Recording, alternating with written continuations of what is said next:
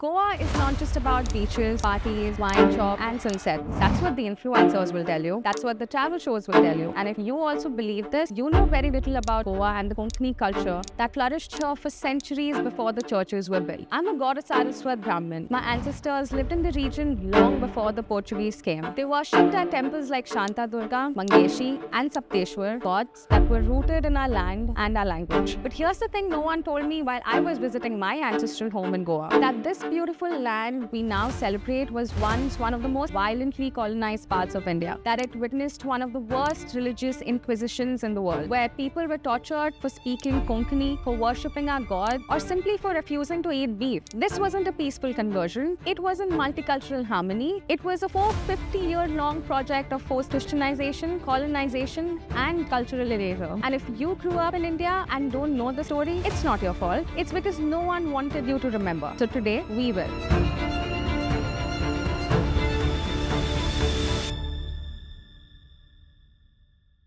Before the Portuguese landed in 1510, Goa was a thriving cultural region, governed first by the Kadambas, then by the Vijayanagara Empire, then briefly by the Bahmani Sultanate. But unlike much of South India, Goa had a very unique structure. Villages were governed through the Gaonkari system, kind of a local self-rule, if you will, managed by the Brahmins and the Marathas. Temples were not just religious buildings, they were courts, they were banks, schools, and archives. The god Saraswat Brahmins, my community, migrated here long before the Portuguese ever dreamt of India. We brought with us rituals, lands, systems, deities, and a civilizational memory rooted in Dharma. Even under Islamic rule, most local traditions continued, but Portuguese changed everything. You've probably heard this line, the Portuguese came for the Christians and the spices. That is not just a metaphor, it is a quote. Vasco da Gama and his men, hear this, genuinely believed that there were ancient Christian kingdoms in India waiting to be found. That is how deep the myth of a person called Prester John, a fictional Christian king in the East, ran in Europe. Everybody believed it. So when Vasco da Gama actually saw a Vishnu temple in Calicut, he thought it was a church. He actually prayed to the idol thinking that it was a saint. They were not just misinformed. They came with a mindset that said, if you're not Christian, you're definitely wrong. If your God has a form, it is idolatry. If you worship differently, you need to be corrected. The Portuguese conquest of Goa was not just about trade. It was about a religious war, a continuation of the crusade, but this time in Asia. After capturing Goa in 1510 from the Adil Shah of Bijapur, the Portuguese began a process of complete takeover. Land, temple, administration, everything. But converting Hindus wasn't so easy, so they got help from the Pope. Papal decrees gave the Portuguese crown full rights over religious affairs in the East. Missionaries arrived in droves, Jesuits, Franciscans, Dominicans. And then came the Inquisition. In 1560, the Inquisition was formally established in Goa. What does that even mean? It means people were tortured, burnt alive, mutilated for refusing to convert. Over 16,000 trials were recorded. The Adil Shah's palace in Old Goa was turned into the Inquisition house where confessions were extracted under torture. People were jailed for calling their children by Hindu names, for wearing a dhoti, for squatting to urinate, for cooking rice without salt. Yes, it was that petty and that brutal. Francis Xavier is often called the patron saint of Goa. His embalmed body lies in the Basilica of Warm Jesus, visited by thousands every year. But did you know he was the man who requested the Inquisition in Goa? In his letters, he brags about destroying idols and converting villages overnight. He mocked Indians for worshipping black and ugly gods. He said Indians needed punishment to fear God, and yet we are told to revere him. We name colleges after him. We call him Goinso Sahib. Why? Because no one told us what he really did. Conversions in Goa were not peaceful. Yes, casteism was a problem in some quarters and it pushed people away from Hinduism, especially the lower castes. But most conversions actually happened under systemic coercion. If you wanted to keep your land, you had to convert. If you wanted to inherit your father's house, you had to convert. If your child accidentally ate beef in the Christian home, your caste would completely excommunicate you. You would end up losing everything. People did not just convert because they lost faith. They converted because they had no other way to survive. And yet, even then, many chose to resist and not convert. When temples were destroyed, people smuggled their deities across rivers and borders to rebuild. The temple of Mangeshi, where my ancestors worshipped, was originally in Portolim. It was rebuilt in Ponda outside Portuguese control. Priests risked death to carry out ritual. Families passed down the names of their Kuldevatas in secret. This wasn't surrender, this was survival.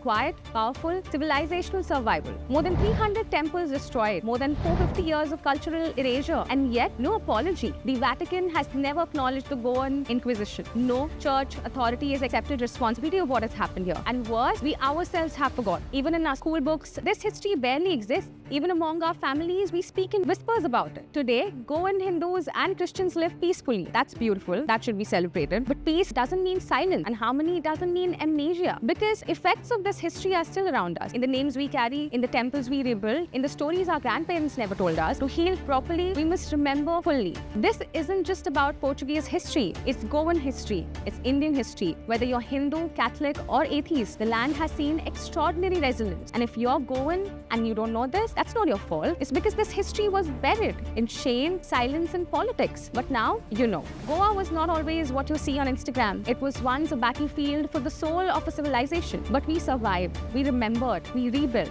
And it's time we told the full story, not just of beaches and booze, but of resistance, survival, and pride. Because forgetting is not healing, silence is not peace, and history, no matter how painful, is still ours. Hey guys, if you like our videos, please like, share, and subscribe to our channel both. Sharan is doing a wonderful job.